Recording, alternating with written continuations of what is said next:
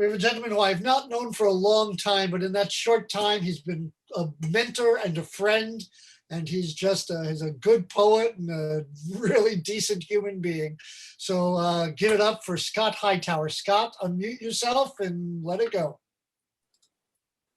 Thank you, Alma. That was terrific. I'm a little quieter voice than Alma, but I share with her the joy of being from New York City because it's a city that has long nurtured radical thought, which I think we all are here sharing tonight. And there can be no vindication of fascism. And that's a call that we just keep putting out, and we have to keep repeating it, and we keep repeating it. But it can never go without being noted. There can be no vindication of fascism. So Alma, I want to thank you for what you just did. I'm going to read old poems tonight just because I'm a little tired, and I'm going to read things that are easier, though I've been writing about loss for a long time. The first poem, I was born in Texas, so you hear a little Texas in my voice tonight. The first one is called The Last Child. First, my older brother, and then my sister, the eldest. Our sense of order so disrupted. The doctors and empathetic hospice workers did their best with procedures, medicine, and instruction. My parents, humiliated, tired, and aging, themselves declining, did their best. Years later, serving as a juror, I couldn't help but sift through the motes over the bar of justice. How clear. Ultimately, no drama of an august body decides rectitude. The law rules not because it is right. It is final, as somewhere, something, or someone has to stop, had to stop the cycling vengeance.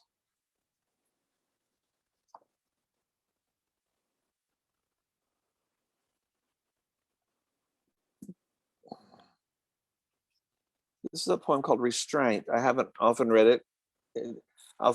Everyone here knows Persephone, so I won't go into that. It has an epigraph at the top by Marie Ponceau, one of my teachers.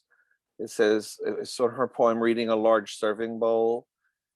And you do not need to expect you can rise beyond suffering. I've seen the ugly raised heads of rivalry, malice, and subdued hunger. Balance is a justice not so easily maintained in our present separation of domain. There's always an audacious kernel of truth, though some versions get a lot wrong. Many inevitably opt for melodrama, colored in with glamour. I ate 6 pomegranate seeds. You were a fierce table host, but there were no leashes. Mild portions and potions, and an inevitable seduction. The anxieties of some storytellers portray my self-possession more reduced than it actually ever was. Now in geographies I never dreamt of, God-fearing gardeners whisper my name as they teach scores of children to graft fruit trees. Maps, clippings, and botanical exhibitions wait for me on tenterhooks. Each year in the middle of March, my mother, full of anticipation, still sleeps in her shoes.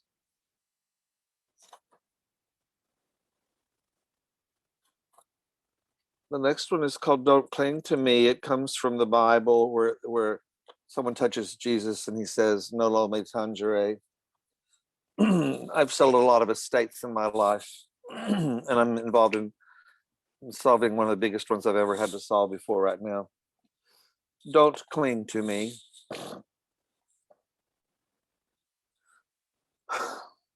Each pair of shoes left to be attended by the living is for a moment holy. The wingtips, the favorite high heels or sandals, each pair of Byzantine imperial reds, recapitulate the one among the many. One's emanating jewel-studded halo, maybe it alternates rubies and pearls. One courtier emitting among the multitude. Each allotted heart pumps whatever opportunity or wisdom happens to be flowering. None are divinely winged, cyclical, or mythical. Each is but a separate lot, robed in a colorful in and out of linearity. Each but a singular coil, hosting its own unique moment of the dance. Do not cling to me.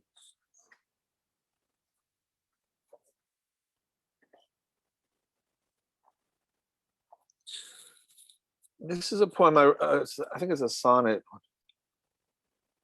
Yeah, that I wrote. I lived for 1 year in Boston, and the park near the Charles River is a very popular cruising place for young boys that don't really have much experience in life. So I wrote a poem for them. It's called By the Charles River. So much for all those Edwardian illusions down by the washing shallows, the trembling virgin stroking the fork of the tree, or swans' necks crossing. Here, the darkness, quietly devouring the light splintering on the water, is simply the focus of the Eaton's hunger. A reminder to button back up the spiritual and tuck away the physical until the next bout. The green always vowing to the frowning image of a disagreeable God. Forgive me this once, I'll never do this again. The clearer, who have fought on the principles behind their notions, leave savoring some form of death is the trigger that makes me eternal.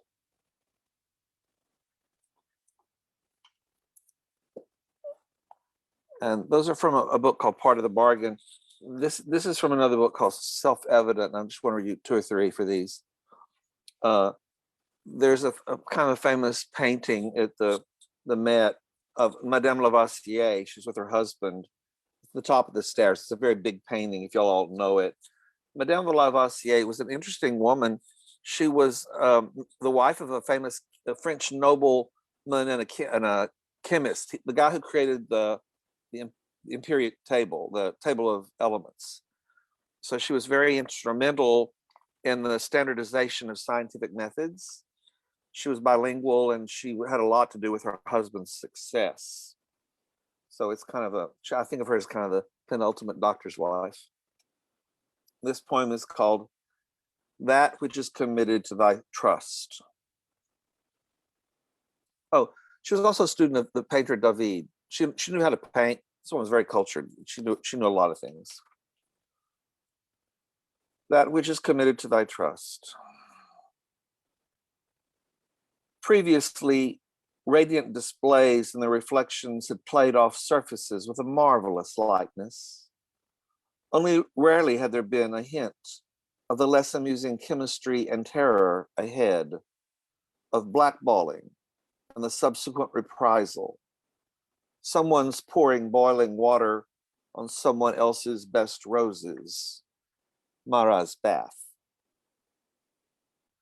Madame Lavoisier knows how scientific knowledge eats at the table, how freedom of inquiry sleeps, how in times of permissiveness it drinks and dances, how it grows a different garden, mixes a new drink, dispatches a new remedy, recharges its own tongue by listening to how idioms give themselves up in other languages' humorous translations.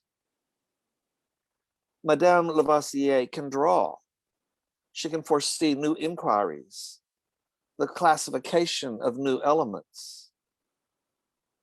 What she cannot do is protect her father or her husband from the game afoot, a malicious line of reasoning that ends only at the scaffold of justice.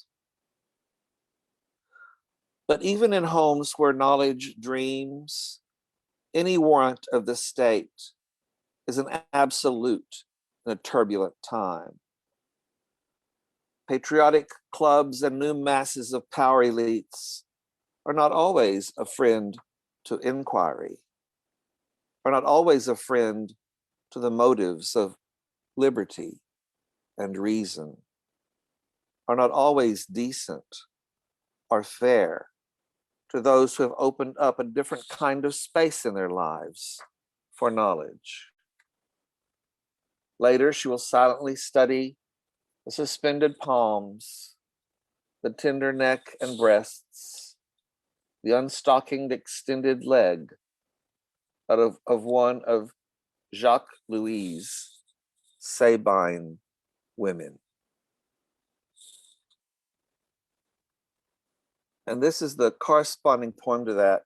It's called, because he created the chart of the elements. So this is called Noble Chart, a Radiance. The date is 1794. Monsieur Lavoisier and His Wife by Jacques David Levide is at the Metropolitan Museum of Art. It is the morning of May 8th. Madame Lavoisier has just been orphaned. Within a few more minutes, she likewise will be widowed. The guillotine oddly taking the name of a man who did not invent it.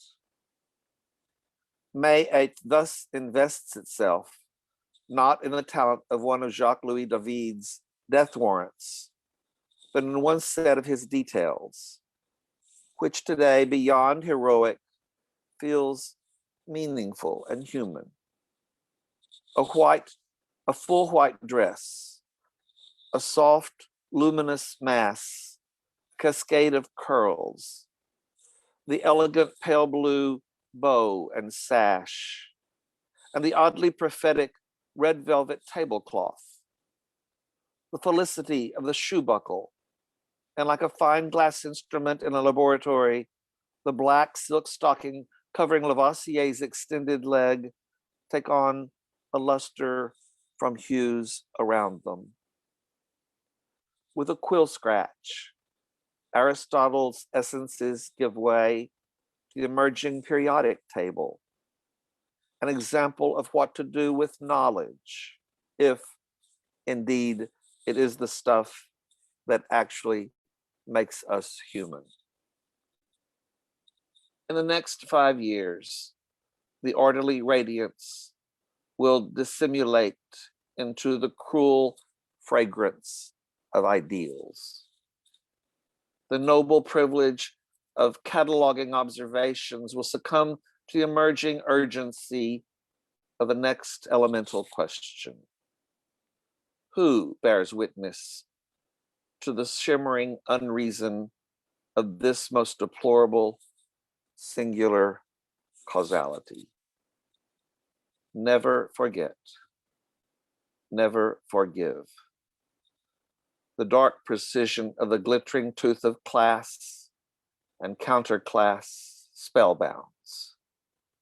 The familiar weapon once used for attack drops. There is no defense. Where is the beauty that hallowed death has erased so quickly with the tip of his wing? And the last poem I want to read is a love poem. I'll try to, I hope I have time.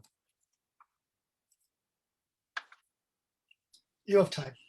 This is called Madrid, Please Take Me, Be Mine. You are my flower, my cork tree, my hungry bee. You are my Istanbul, my Venice, my Granada, my stealth maneuver, my stormtrooper, my armada, my stormtrooper syndrome, my Stockholm syndrome, my savant. You are my Ferdinand, my Adagio, my Valentine, my cardinal, my palace, my fortress, my pre-Visigothic Iberian law. My churros and chocolate, my ration of croquetas, my Spanish tortilla, my espresso, my solo, my doble, my cafe cortado. You are my Castilian, my euskera, my bable, my pig Latin. You are my cold red apple, my old bota, my glass of fresh water, my fountain of the four stations, my fountain of the four seasons, my fountain of the conches, my basin, my fountain, my statue, my palisade, my walled garden, my secret garden, my paradise. You are my spring of Parnassus, my Fuente de Brujo, my hermitage, my Ontonares, my Cafe Gijon, my Lardis, my Los Palos, my clubs, my coins, my swords. You are my clean teacup, my martini glass, my flute, my grail, my chalice, my true heart, my red heart, the ribs around my own racing black heart. Come, be my Calle Mexico, my Atocha, my Lava Pais, my Gran Via. Come, be my Alcalá,